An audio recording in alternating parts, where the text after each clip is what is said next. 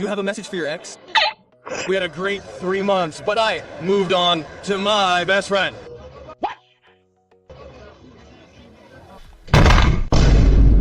Dans cette vidéo, elles disent tout. Pourquoi elles quittent, pourquoi elles ne s'engagent plus, pourquoi elles préfèrent rester seules.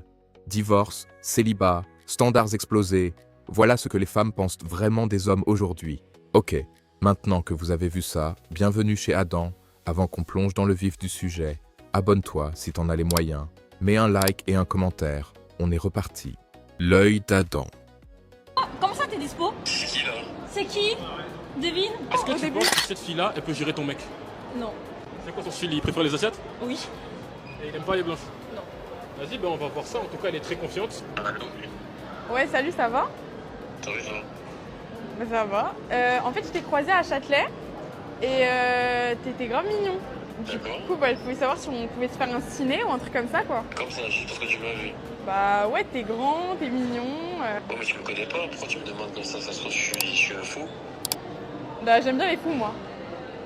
Ah, ok. Ah mais je rigole, mais... Je sais pas. Bah tu veux pas me voir T'as les réseaux, t'as Insta? Ouais, je te donne mon Insta, vas-y. C'est jess.madame. Avec 2 E. Juste quoi? Jess.madame avec 2 E. Attends. Ah, c'est toi ça? Ouais. If I cheat on you, will you stay with me? If you cheat on me, like a one-night stand, or if you cheat on me, well... Yeah, whatever. Yeah, but yeah, go ahead. A one-night stand like that in a hotel for once. Yeah, I'll stay with you. Stay with me. Hey, you'll stay with me. You and me, it's until love does us part. Until your death does us part. What do you mean? Well, what I mean is that I'm going to cry everywhere, you know. Like, I'm gonna go through all the newspapers, all the TV channels. Where did he go? No one can find him. When in fact, I'll clearly know where you are. Your teeth, you see, they'll be in Lance. There's no one who's gonna go get them there. Your bones, they'll be somewhere in Europe, in Eastern Europe. And the rest of your body will have melted into a candle. You know, candles, vanilla candles, even when you like the smell. Yeah. There you go. Yeah. You know, a lot of people are wondering why so many modern women seem lost these days. Why do they no longer want to have children? Why do they often prefer to party and go clubbing after 30 rather than having children and starting a family? In fact, the answer is simple. Just look at who their role models are. Who are the influencers who influence them? Who the personalities who shape them? Sometimes even who replace their parents, who might not have given them better advice. Well, among the most famous, we have Kim Kardashian, a woman who became rich and famous because of a sex tape. I'm not even talking about all the Ollie fangirls who have transformed themselves into lifestyle influencers like Anna Malagon, who is the most famous and has been interviewed by the biggest fashion magazines. You might say that these are foreign examples, but even in France, we have Paul Ska, who is treated like a news commentator on television as if she were a relevant person to talk to. We have reality TV stars who are followed by millions of women who jump from one partner to another, who leave the father of their child when the child is not a year old. What message do I send to young girls? They show a whole life of dreams, full of travel, parties, gifts, and easy money. Their female audience is young and impressionable. So when they watch this, they think, well, I want that life. Except that they got that life by going online, by provoking, by assuming a form of degeneration. For example, now girls call each other Tana, which means it's supposed to be cool and kind of self-defined. Don't blame them, you're the ones who haven't understood anything. So yes, obviously this lifestyle, this form of monetization is very profitable. They earn a fortune. They have millions of subscribers. A 14-year-old girl not very well surrounded who hasn't necessarily received solid values to guide her, what is she going to conclude? Well, that's a form of success. That as a woman, it's rewarding. And the problem is not just that these influencers exist and have an absolutely colossal audience, it's that there is no healthy alternative that is as well known. Do you know of any stable, ambitious, but above all, a virtuous, feminine female figure who has children, or at least wants them, who talks about them, who could serve as a role model for young girls? Well, I don't know of any. So there you have it. I don't claim to be a role model, but if I decided to express myself on social media, it's also for that reason, to show another vision of life, a femininity of life, a femininity, another meaning that we can give to it. And we desperately need more and more women to do this for the salvation of all the others. Here's a question for guys who are afraid of commitment. Are you okay? Are you okay? Do you want us to do a size session with you? Okay, let's stop the... Actually, if guys don't want to commit to you, cousin, it's because there are videos of you poking yourself in the face with what? with a needle, with a meat skewer. So, normally when you poke meat, you know, it's for roasts, you know, to poke the roast to see if it's cooked or not, you know. You put the blade like this and you check if it's cooked or not, you know. But actually, if there are guys who don't want to commit to you, it's not because you already have to see the guys you meet and then on top of that, cousin, you poke your face with I don't know what. What do you actually do? Je vais vous prouver à quel point les hommes ne nous écoutent pas. Mais il n'y a personne qui vous écoute mieux que nous. Ok, bah, tu vas me le prouver. Ok, Alors, colle tes deux doigts. ok. Écoute bien ce que je te dis. Hein. Je suis attentif. Ok, tu colles tes deux doigts Ouais. et tu vas les poser sur ta joue. Tu vois, t'écoutes pas. Mais dis pas, j'écoute pas, je viens de faire la même Je chose. t'ai dit, tu colles tes deux doigts Je colle mes deux doigts. et tu les poses sur ta joue. Je fais exactement En fait, ce que tu tu es en train de n'écoutes dire. pas là. ce que je dis. Mais, Tu les poses sur ta joue. En fait, tu fais exprès. mais comment ça, je fais exprès? En fait, Tu m'as demandé de n'écoutes pas faire quand quoi? je te Vas-y, parle. tu m'as demandé de faire quoi? Ok, je Coller t'ai- mes deux doigts. Je t'ai dit, écoute Ok. bien ce que je dis. Ok, Tu m'as bien écouté? je t'écoute. Tu colles tes deux doigts Je colle mes et deux tu doigts. les poses sur ta Je joue. pose sur ma joue. Non, mais tu À un fais moment exprès. donné, toi-même, tu sais pas ce que tu dis. Mais comment ça, je sais pas ce que je dis? Tu me demandes de faire comme toi, je suis en train de faire la même Non, chose. je t'ai dit de bien m'écouter, de pas Ok. faire comme moi, de bien m'écouter. Donc tu colles tes deux doigts Ouais. et tu les poses sur ta joue. Eh, vas-y, ça y est.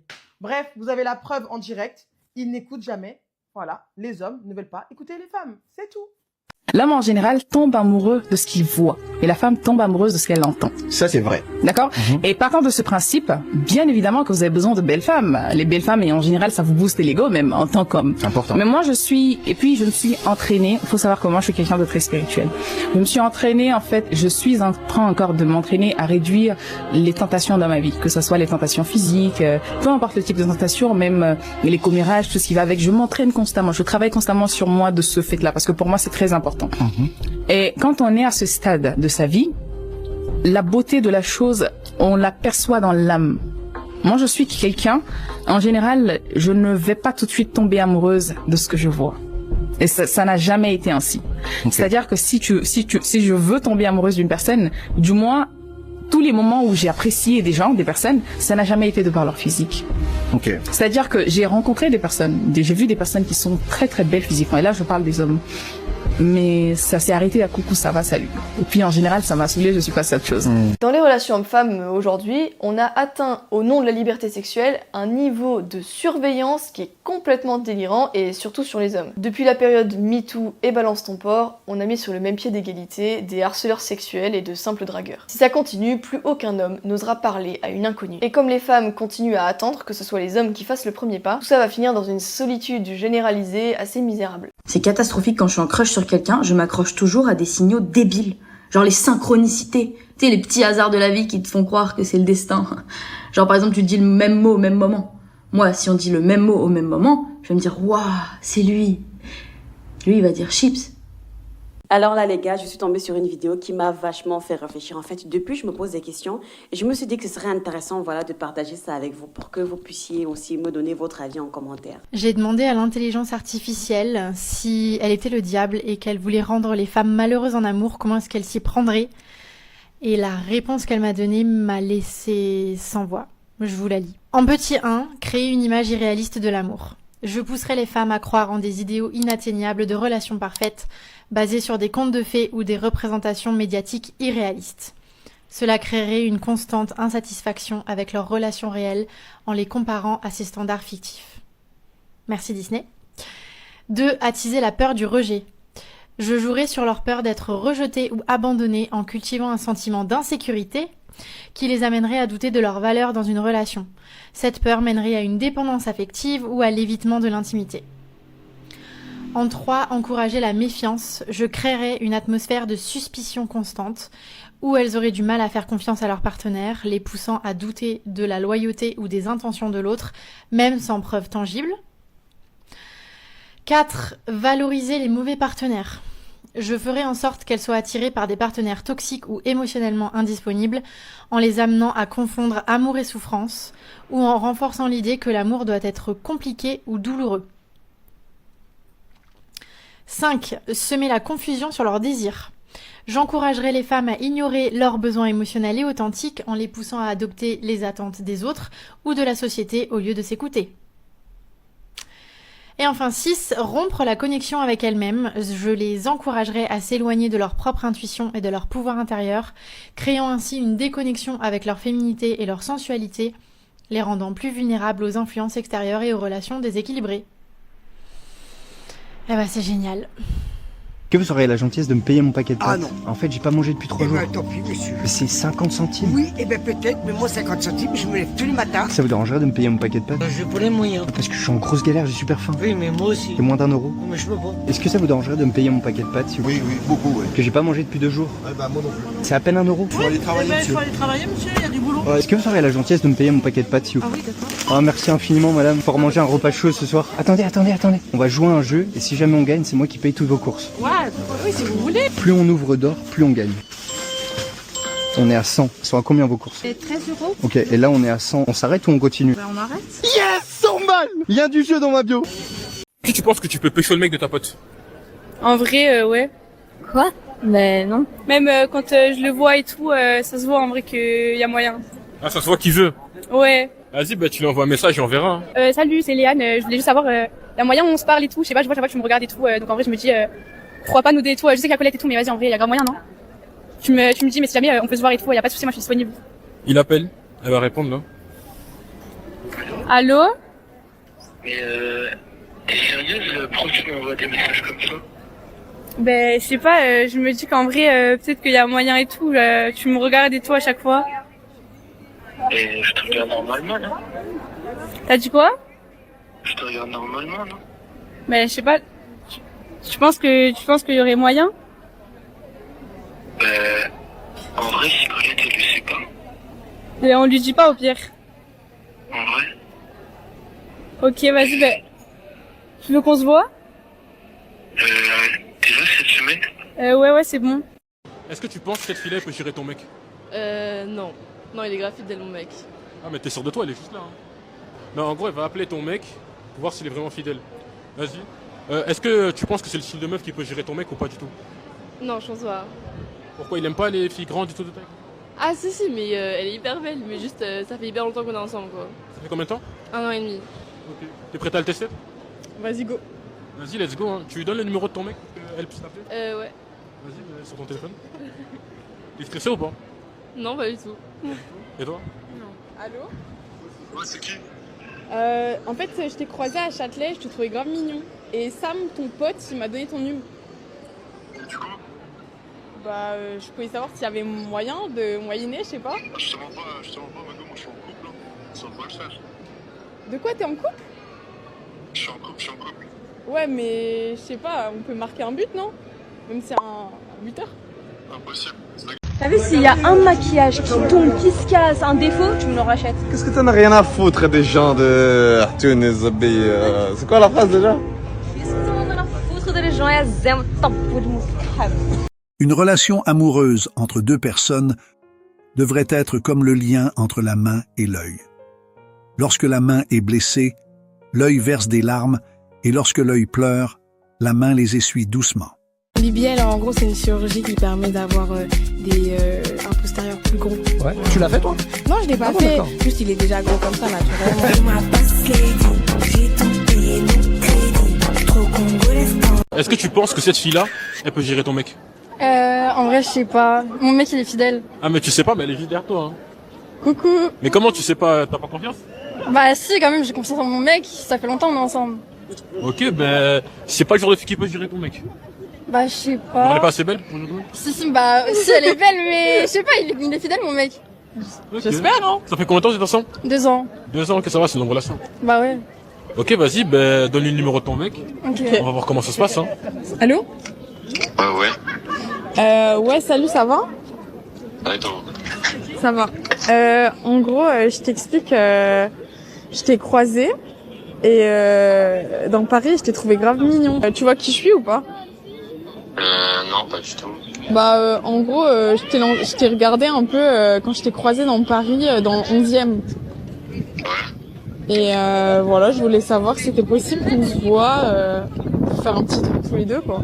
quand il y a des soucis dans le couple, c'est souvent à cause de l'homme. Moi, je suis pas d'accord avec ça. Tout simplement parce que je constate que c'est aussi bien les femmes que les hommes. Je donne un exemple concret. Il y a encore pas très longtemps, j'ai une femme qui m'a appelé en me disant que elle avait des problèmes avec son mari, qu'elle ne le voyait pas assez, etc. Puis là, je reprends un peu sa vie, je regarde sa personnalité, je reviens dans le passé, je dis, mais madame, excusez-moi de vous poser cette question-là, mais à aujourd'hui, vous voulez quoi? Vous avez pris cet homme parce que justement, il vous apportait un confort, une sécurité, vous pouviez avoir une forme de liberté, vous avez toujours fait ce que vous vouliez, etc. Elle me dit oui, elle me conforte là-dedans. J'ai aujourd'hui, vous voulez quoi? Un homme qui rentre à 17h, mais par contre, ça veut dire aussi que vous aurez plus cette forme de sécurité, de confort. Donc, posez-vous la bonne question, savoir qu'est-ce que vous voulez pour demain. Ah oui, mais non, je veux garder ma sécurité, je veux garder mon confort, je veux partir en vacances toutes les semaines, je veux aller faire du ski, je veux aller faire mon centre esthétique, je veux aller faire mon sport. D'accord, très bien, mais c'est lui qui vous apporte tout ça. Donc, est-ce que vous préférez le quantitatif ou le qualitatif? Parce que ça veut dire quoi? Ça veut dire que votre mari, vous le voyez peut-être moins, mais c'est lui qui vous permet d'avoir cette qualité de vie. Donc, qu'est-ce que vous voulez? À un moment donné, vous lui tapez sur le dos, vous êtes en train de vouloir dire que c'est un mauvais mari, alors que le gars, ni plus ni moins, vous fait plaisir au quotidien. Et vous, à la différence, je lui pose la question, qu'est-ce que vous faites pour lui faire plaisir? Quand il rentre le soir, j'ai un exemple, donnez-moi une idée. Quand vous rentrez, quand il rentre le soir, parce que je dis, moi, j'étais sur l'homme et on me donnait des idées de l'homme. L'homme commence à en avoir un peu marre, parce que justement, sa femme ne lui apportait plus vraiment ce que lui, il aurait aimé qu'elle lui apporte. Mais ça, par contre, ça en est pas compte, elle était rentrée dans son système. Donc, je dis, est-ce que vous pensez que votre mari, il est content de vous voir en jogging le soir quand il rentre et que le repas est pas préparé? Elle m'a dit, oui, c'est vrai, vous avez raison, je fais pas d'effort.